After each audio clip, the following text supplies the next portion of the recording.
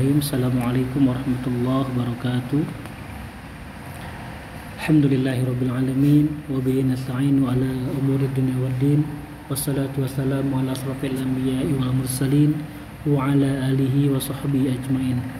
Subhanaka la ilma lana illa ma 'allamtana innaka antal alimul hakim. Rabbi zidni ilma warzuqni fahma. Allahumma faqihna fid din wa 'allimna ta'wil. Alhamdulillah pada malam ini kembali kita bisa berkumpul dalam rangka belajar tadabbur dan belajar tahsin dan tadabbur. Dan untuk tadabburnya adalah kita masih membaca tafsir ayat-ayat Ya ayyuhalladzina amanu yang ditulis oleh Syekh Muhammad Abdul Latif Bukhairi. Kita udah masuk ke halaman 41.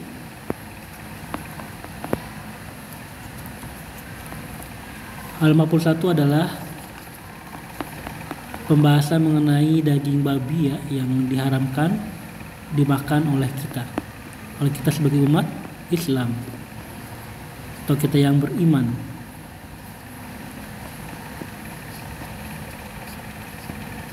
Bunyi ayatnya adalah di surat Al-Baqarah ayat 172.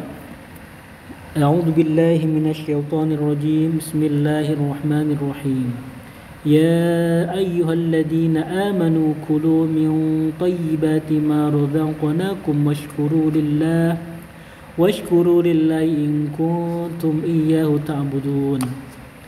Hai orang-orang yang beriman, makanlah di antara rezeki yang baik-baik yang kami berikan kepadamu, dan bersyukurlah kepada Allah jika benar hanya kepadanya kamu menyembah. Kita sudah bahas sampai ke pembahasan mengenai daging babi yang diharamkan untuk dimakan ya, di halaman 41. Sekarang kita akan melanjutkan apa sih makanan yang diharamkan itu.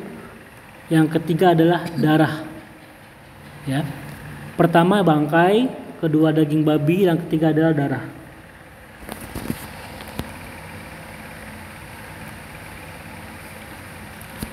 Allah mengharamkan manusia untuk memakan darah karena darah merupakan konduktor tempat berkembangnya berbagai macam mikroba dengan sangat cepat dan racun yang sangat berbahaya. Maka dari itu, darah merupakan makanan beracun bagi siapa saja yang memakannya. Dan yang keempat adalah daging hewan yang disembelih untuk berhala.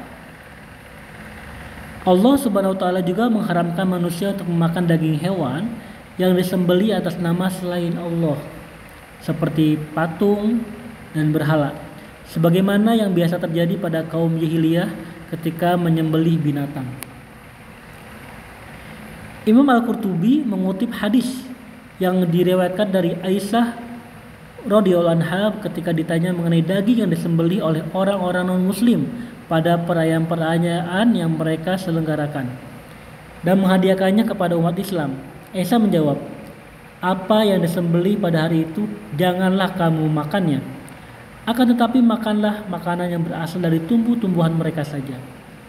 Jadi kalau mereka orang-orang non-muslim yang mengadakan perayaan dan mereka menyiapkan dagingnya itu disembelih untuk merayakan itu. Jadi daging jangan dimakan, makanlah. Tapi yang dimakan apa? Yang dimakan adalah tumbuh-tumbuhan saja. Dalam kondisi darurat, Allah membolehkan manusia untuk memakan seluruh makanan yang diharamkan di atas. Apa saja itu? Daging babi, bangkai, darah, dan hewan yang disembelih bukan atas nama Allah. Atau ketika dalam kondisi yang sangat membutuhkan, sedangkan makanan halal lainnya tidak ditemukan. Allah Subhanahu wa taala berfirman, tetapi barang siapa yang terpaksa memakannya dengan tidak menganiaya dan tidak pula melampaui batas, maka sungguhnya Allah Maha Pengampun lagi Maha Penyayang. An-Nahl ayat 115. Mujahid berpendapat, barang siapa yang terpaksa memakannya dengan tidak menganiaya, tidak melampaui batas, dan tidak pula mengambil jalan pintas, atau dengan cara memisahkan diri dari penguasa atau imam, atau tidak mempergunakannya untuk berbuat maksiat kepada Allah, maka ia diberikan dispensasi atau rukhsah. Namun, jika ia menganiaya, melampaui batas dan berbuat maksiat kepada Allah, maka rukhsah tersebut tidak berlaku, meskipun ia dalam kondisi terpaksa. Mengapa Allah senantiasa menciptakan sesuatu yang diharamkan? Mengapa? Pertanyaan ini banyak dilontarkan oleh orang-orang yang melampaui batas terhadap dirinya sendiri. Mereka ingin menyatakan bahwa masalah agama, halal dan haram adalah bohong belaka. Pertanyaan ini muncul karena mereka merasa jiwa mereka terancam, kecuali dengan mendustakan ajaran agama itu sendiri. Maka dari itu, solusi mereka satu-satunya adalah mengatakan semua masalah agama itu bohong belaka. Seakan-akan mereka yakin bahwa semua makhluk yang ada di muka bumi ini diciptakan untuk dimakan. Mereka tidak mengetahui bahwa masing-masing makhluk yang ada di muka bumi ini memiliki manfaat-manfaat tersendiri. Seperti di zaman sekarang ini, mereka menangkap berbagai macam ular dan mengambil racunnya, dan selanjutnya mereka gunakan untuk membunuh mikroba yang dapat mengancam nyawa manusia. Padahal sebelum mereka menemukan manfaat racun ular ini, mereka sering bertanya-tanya, apakah manfaat diciptakannya ular-ular ini? Sedangkan setelah Allah SWT menuntun manusia dan mengambil manfaat dari racun ular, manusia pun sadar akan hikmah diciptakannya ular-ular tersebut. Meja. Allah SWT menciptakannya bukan untuk dimakan, akan tetapi untuk dijadikan obat. Jika Anda melihat sesuatu yang diharamkan, janganlah Anda tergesa-gesa mengatakan, mengapa Allah menciptakan sesuatu yang haram ini? Bisa jadi ini dikarenakan Anda tidak mengetahui manfaatnya. Tidak setiap makhluk yang diciptakan Allah untuk dimakan oleh manusia, karena masing-masing makhluk dalam raya ini memiliki manfaat yang mungkin Anda tidak menyadarinya. Seandainya manusia belum juga mengetahui manfaat dari sebagian makhluk hingga sekarang, alangkah banyaknya rahasia yang masih belum diketahui olehnya. Makanya manusia senantiasa mencari rahasia-rahasia dari berbagai macam makhluk Allah setiap harinya. Syekh Asy'arawi rahmatullah alaih berkata, sebagai contoh, mereka melihat berbagai macam ikan yang besarnya tidak lebih dari 1 ruas jari. Ikan ini tidak akan bisa berubah menjadi besar selamanya. Orang-orang pun bertanya-tanya apa manfaat ikan kecil ini. Akan tetapi ketika kami pergi ke Arab Saudi dan melihat tempat-tempat pengambilan air yang telah kotor, ternyata kami menemukan ikan-ikan kecil ini dalam jumlah yang sangat banyak, sehingga kami pun bertanya-tanya kepada para petugas tentang manfaat ikan ini. Mereka menjawab, ikan-ikan ini mungkin membesar dan besarnya pun akan senantiasa seperti ini. Adapun manfaatnya adalah untuk membersihkan air di tempat-tempat yang tidak dapat dijangkau atau dibersihkan oleh manusia. Lalu kami ingin membuktikan apa yang petugas itu katakan dengan melemparkan sebagian sisa makanan ke dalam air. Lalu kami melihat ikan-ikan itu keluar dari berbagai arah dan menelan sisa-sisa makanan sampai habis.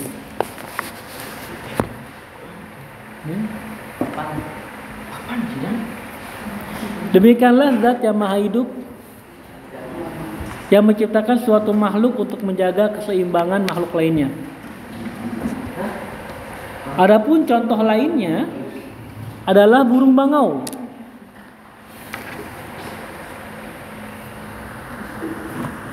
Yang dijuluki sahabat petani. Tugas burung ini adalah memakan serangga dan ulat saat mengairi tanah. Ketika tugas burung ini disingkirkan oleh insektisida, maka bahaya ulat pun merajalela memakan tanaman, terutama ulat kapak.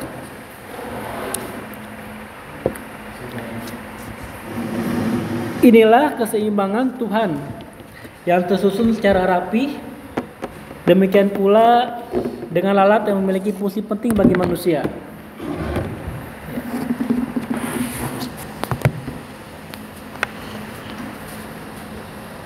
yaitu memakan kotoran-kotoran dan sumber-sumber penyakit lainnya. Seandainya manusia menjaga kebersihannya, pasti lalat-lalat itu tidak akan mendatangi mereka. Ya. Ini adalah pembahasan tentang makanan yang diharamkan ya. Apa saja kemarin kita udah bahas? Qurannya mana? Pertama adalah bangkai, yang kedua adalah daging babi, yang ketiga tadi kita baca ya darah, dan yang keempat juga tadi kita baca hewan yang disembelih bukan atas nama Allah ya. Itu adalah hewan-hewan yang dilarang untuk dimakan.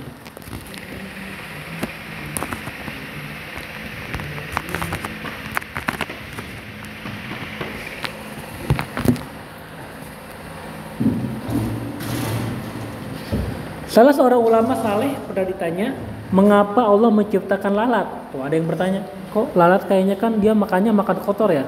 Makan apa? Makan sampah ya lalat ya? Kenapa Allah menciptakan lalat? Tuh, ada seorang ulama bertanya. Ia menjawab, untuk menghina pemimpin yang diktator. Tuh, untuk menghina pemimpin yang diktator. Ibnul Jauzi berkomentar mengenai perburuan singa. Jika ada yang bertanya, apakah manfaat diciptakannya rasa sakit ini? Maka jawabnya adalah, Sang Pencipta telah menetapkan hikmahnya. Apabila engkau belum mengetahui hikmah tersebut, maka engkau wajib menerimanya. Jadi semua yang Allah ciptakan itu ada hikmahnya, ya, ada hikmahnya. Mengapa ada si orang seperti ini? Itu ada hikmahnya pasti. Mengapa ada si seperti ini? Mengapa sih ada pencuri motor? Ada mengapa ada begal? Itu ada hikmah semua, ya. Ada hikmahnya. Kemudian semua yang ada itu gambaran dari pahala yang dijanjikan, dan semua rasa sakit itu gambaran dari hukuman yang akan diberikan. Jadi kalau kita Allah menciptakan rasa sakit, nih sekarang misalnya kita dikasih sakit apa? Habis dipukul orang misalnya, dipukul orang sakit. Nah itulah gambaran sakitnya nanti ketika di neraka. Sakitnya lebih parah dari itu, ya. Mungkin kita kecelakaan jatuh, kaki kita mungkin patah gitu kan. Itu masih di dunia, di akhirat nanti lebih parah lagi, ya. Masuk neraka kan, masuk neraka misalnya kakinya dibawa ke tempat-tempat maksiat misalnya, nanti kakinya jadi bersaksi, bahkan kakinya dipotong-potong mungkin karena melakukan perbuatan maksiat. Itu masih yang di dunia itu yang merasakan sakit, apalagi di akhirat nanti ketika di neraka. Sesungguhnya Allah tidaklah menciptakan sesuatu yang membahayakan kecuali di dalamnya ada manfaat. Jadi kita tahu nih, wah di dunia aja sakit ya, apalagi nanti di akhirat gitu. Jadi kita nggak mau melakukan perbuatan maksiat. Gitu. Perintah kedua adalah bersyukur.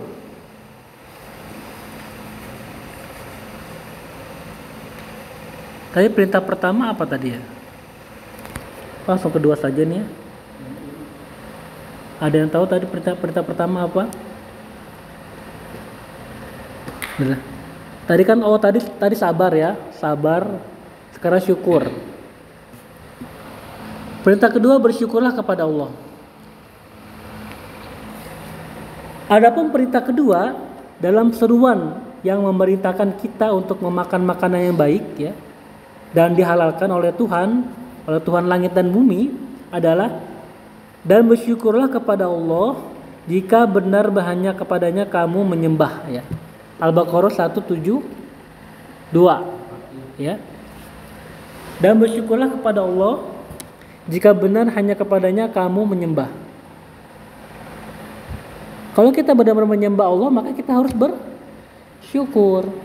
Kondisi apapun kita dilahirkan dari orang tua ini, dari ibu bapak kita bersyukur ya. Siapapun kita dapat rumah seperti ini, kita bersyukur ya. Harus bersyukur. Seakan-akan Allah menjadikan syukur sebagai sarana kesempurnaan dalam beribadah. Dengan demikian, barang siapa yang tidak bersyukur, maka tidaklah sempurna ibadahnya kepada Allah, Tuhan semesta alam. Lalu apakah yang dimaksud dengan syukur itu? Kita kan sering bilang, udah syukur aja gitu, udah bersyukur. Apa sih syukur itu?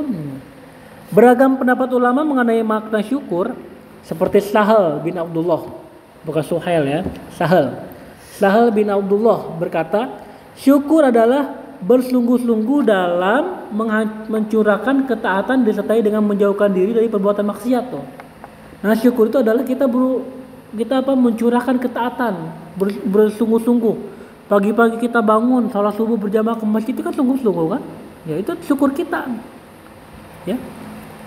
Lalu dan juga berusaha untuk menjauhkan diri dari perbuatan maksiat. Baik secara diam-diam. Nah, kita kan nggak ada yang lihat nih. Udah kita makan aja lagi puasa kan, lagi puasa Ramadan nih, nggak ada yang lihat. Padahal di situ Allah melihat, ya. Lagi wudhu, pura-pura wudhu, padahal dia minum air lagi puasa kan. Itu Allah melihat, ya. Jangan bilang kita sendirian. Di sekitar kita tuh ada yang melihat, ada CCTV itu udah banyak CCTV di sini di masjid. Apalagi di CCTV Allah kan lebih detail gitu kan, seperti itu. Jadi jangan bilang kita lagi sendiri nih, bebas kita bermaksiat, jangan. Ataupun ketika terang-terangan, apalagi kan ada orang yang sombong ya, nih gua nih preman, gua bisa apa aja, bisa bermaksiat bebas gitu kan, jangan sombong gitu kan. Ada pula yang berpendapat syukur adalah mengakui sedikitnya ungkapan terima kasih kepada zat pemberi kenikmatan, ya. Jadi mengakui sedikitnya ungkapan terima kasih. Jadi terima kasih itu ya syukur itu berupa terima kasih, ya. Kepada zat yang memberikan kenikmatan. Kita kan merasakan kenikmatan itu dari siapa? Dari Allah. Nah kita syukurin. Itu merupakan sedikit rasa terima kasih syukur itu. Lalu ada juga Al-Junaid berkata, syukur adalah engkau memandang dirimu belum memiliki kapabilitas untuk mengolah nikmat. Ya. Jadi syukur itu kita belum mampu mengolah nikmat yang Allah berikan. Nah kita bersyukur. Itu adalah cara engkau memandang dirimu belum memiliki kapabilitas untuk mengolah nikmat. Lalu Asyibli berkata, syukur adalah merendahkan diri dan senantiasa mengerjakan segala bentuk kebajikan, menantang hawa nafsu, mencurahkan ketaatan, dan merasa diawasi oleh zat yang maha perkasa di langit dan di bumi. Itu syukur itu luar biasa. Jadi kita bilang udah bersyukur aja. Apa sih syukur itu ini? Itu merendahkan diri, kita merendahkan diri dan senantiasa mengerjakan segala bentuk kebajikan. Semua kebaikan kita laksanakan, ya. Semua kebajikan kita laksanakan. Kita kerjakan gitu ya. Lalu menentang hawa nafsu. Apalagi udah pada ini ya balik ya. Hawa nafsu kita harus kita tentang, jangan kita ikutin ya. Mencurahkan ketaatan. Berjuang kita ini tiap hari Jumat nih pengajian di masjid kita datengin ya. Tuh. Dan juga merasa diawasi oleh zat yang maha perkasa di langit dan bumi. Kita merasa diawasi. Sekarang aja kita merasa diawasi CCTV kan. Apalagi pengawasan Allah. Lalu Zunun berkata, ini masih banyak ya. Kita sampai sini aja nih. Zunun berpendapat taat adalah syukur kepada orang yang lebih tinggi darimu. Balas budi adalah syukur kepada orang yang setara denganmu, dan berbuat baik atau membantu adalah syukur kepada orang yang lebih rendah darimu. Tuh, jadi syukur itu bisa 3 macam nih. Sebagai ketaatan ya, apabila itu adalah kepada orang lebih tinggi darimu, misalnya kepada pimpinan kita atau kepada guru kita, kepada orang tua kita ya lebih tinggi. Lalu balas budi itu juga syukur kepada siapa? Kepada yang setara, misalnya teman sekelas ya. Itu balas budi namanya. Dan ketiga adalah berbuat baik atau membantu adalah syukur kepada orang yang lebih rendah darimu. Kita bantu orang yang nggak punya uang, kita kasih uang sedekah, kita kasih makan, itu adalah bentuk rasa syukur juga. Ya demikian pembahasan kita di Al-Baqarah 172 ya, tentang makanan yang diharamkan. Lalu di ujung-ujungnya itu adalah kita diwajibkan untuk bersyukur ya, bersyukur kalau kita emang menyembah kepada Allah. Demikian ya. Wallahualam bishawab. Sekarang kita lanjutkan dengan pembahasan tafsir.